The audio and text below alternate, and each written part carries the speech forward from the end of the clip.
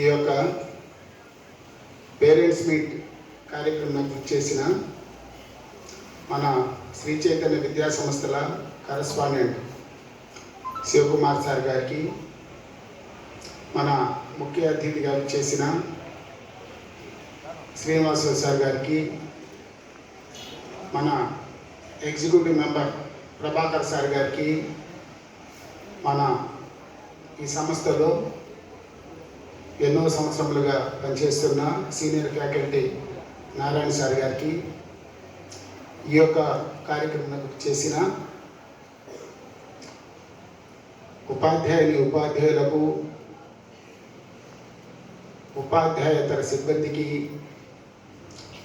విద్యార్థుల తల్లిదండ్రులకు, మిత్రులకు, శ్రేయోభిలాషులకు అందరికీ హృదయపూర్వక ఆహ్వానం, హృదయపూర్వక స్వాగతం. ముఖ్యంగా Shri Chaitanya English medium school, Shri Chaitanya English medium high school, Shri Chaitanya arts and science junior college, Shri Chaitanya degree college అంటే ఫస్ట్ ఎలిమెంటరీ సెక్షను, తర్వాత యూపీ స్కూలు, తర్వాత హై స్కూలు, తర్వాత కాలేజీ, ఆ విధంగా స్టెప్ బై స్టెప్ రూపాంతరం వచ్చింది. కాబట్టి వీటన్నిటికంటే ముఖ్యంగా నా మనసులోంచి వచ్చేదంటే శ్రీ చైతన్య ఒక అనుబంధ సంస్థ. ఎందుకంటే నర్సరీలో పిల్లలు జాయిన్ అవుతున్నారు, మ్యాక్సిమము ఇంటర్మీడియట్ సెకండ్ ఇయర్ వరకు ఇక్కడే ఉంటున్నారు పిల్లలు. వాళ్ళతో మాకు కనీసం 14-15 సంవత్సరాల అటాచ్మెంట్ ఉంది.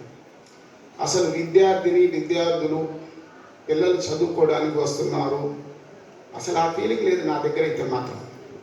వాళ్ళు నా బిడ్డలు, వాళ్ళు జాగ్రత్త చేసేయాలి, వాళ్ళు జాగ్రత్త చేయాలి. టీచర్లకు ఒకటే చెప్తాను నేను, తల్లిదండ్రులు జీవం పోస్తున్నారు, మనం జీవితాన్ని ఇస్తున్నాం. సమాజంలో బ్రతికే విధానం, సమాజంలో జీవిత గమనం, అవన్నీ చెప్తున్నాం మనం. వాళ్ళు మన బిడ్డలు. ఎందుకంటే వాళ్ళు మా దగ్గరికి వచ్చి వాళ్ళు ఎక్కువ శాశ్వతంగా నిలబడేవాళ్ళే.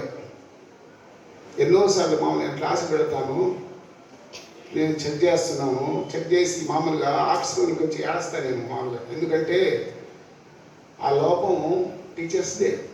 నేను ఆల్రెడీ సార్ కూడా చెప్తాను. ఎందుకంటే పిల్లలు తప్పు చేయరు, అసలు పిల్లలకు ఆలోచన ఉండదు, కానీ మనం చెప్పే విధానంలోనే లోపం ఉంది. నేను 1990 సంవత్సరం నుంచి ఈ ఫీల్డ్లో ఉండే, దానికన్నా ముందు నుంచే. కానీ 2010 నుంచి తల్లిదండ్రుల ఆలోచన విధానంలో మార్పు వచ్చింది. ఎందుకంటే బిజీ షెడ్యూల్ అయిపోయారు, పిల్లల గురించి సరిగ్గా పట్టించుకునేంత తీరిక లేకుండా పోయింది. నేను ఆల్రెడీ గమనిస్తున్నాను. ఆ విధానానికి బాధపడతాను. ఇంతకుముందు 1990లో పేరెంట్స్ వచ్చి, సార్ అంతా మీరేను, మా పిల్లవాడు మంచివాడిగా బయటకు వెళ్ళాలి అని చెప్పేది. ఇప్పుడు ఆ ఆలోచన విధానం మారింది. వాళ్ళ బిజీ షెడ్యూల్ వల్ల అసలు పిల్లల్ని పట్టించుకోవడం వల్ల, వాళ్ళు ఏం చేస్తున్నారని అర్థం చేసుకోవడం వల్ల. కానీ ఇదేంటంటే విద్యా విధానం ఏంటంటే జోడెద్దుల బండి లాంటిది, 2 లాగితేనే బండి కదలగలుగుతుంది. ఇప్పుడు ఏంటంటే పేరెంట్స్ వాళ్ళ యొక్క ఆలోచన సరళితో, వాళ్ళ బిజీ షెడ్యూల్తో పిల్లల్ని పట్టించుకోకపోవడం వల్ల భారం అంతా నా మీదే పడి నేను మోస్తున్నాను, బాధపడుతున్నాను. అది ఆల్రెడీ ఏంటంటే అంత ఆలోచన విధానం నాది. ఇక్కడ మన విద్యార్థులు అని ఆ సైకాలజీ లేదు నా దగ్గర.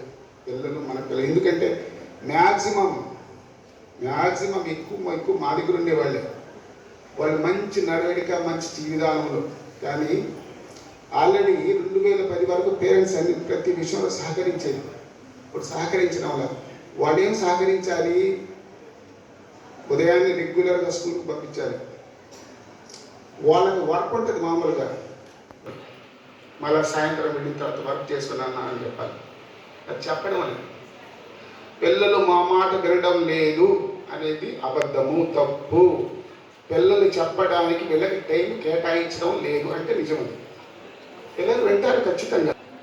తప్పు చేస్తున్నారంటే తప్పు చేయవద్దని చెప్పేవాళ్ళు లేరు. వాళ్ళకి తెలియని విషయం. మనం చేసేది మంచి చెడు వాళ్ళకి తెలుసుకునే అవగాహన లేదు, తెలుసుకునే వయసు లేదు. ప్రపంచం చాలా వేగవంతంగా నడుస్తుంది. ఆ నడవడికలు అందరూ దానికి వేగంగా వెళ్తున్నారే కానీ దాన్ని ఆలోచించే విధానం లేదు. ఇంకొకటి ఏంటంటే, ఈ మధ్య చాలామంది నా దగ్గర ఉండే పిల్లలే మామూలుగా, కొంతమంది యూకేజీ ఫస్ట్ క్లాస్ కూడా నెల్లూరు వెళ్ళిపోయారు మామూలుగా, మళ్ళా తిరిగి వచ్చారు. ఏం లేదు చదువు. అసలు నేనైతే బాధపడుతుంటాను. అసలు డబ్బులు వేస్ట్, కాలము వేస్ట్. తెలియదు పేరెంట్స్ అర్థం చేసుకోవడం లేదు.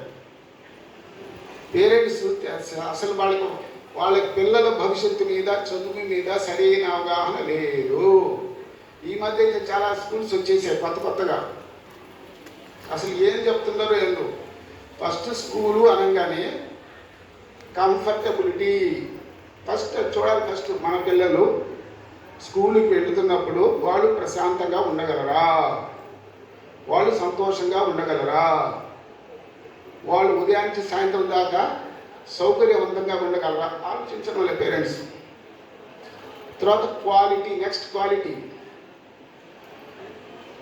మన పిల్లలకు మంచి భవిష్యత్తు అందించడానికి, వాళ్ళని విద్యాపరంగా తీర్చిదిద్దడానికి సరైన స్టాఫ్ ఉన్నారా, క్వాలిటీ ఆఫ్ ఎడ్యుకేషన్ ఉందా, ఎవరు ఆలోచించడం. ఎవరు పిలిస్తే ఎవరు బతిలాడితే పంపించారు. పేరెంట్స్ సైకాలజీ చాలా మారిపోయింది.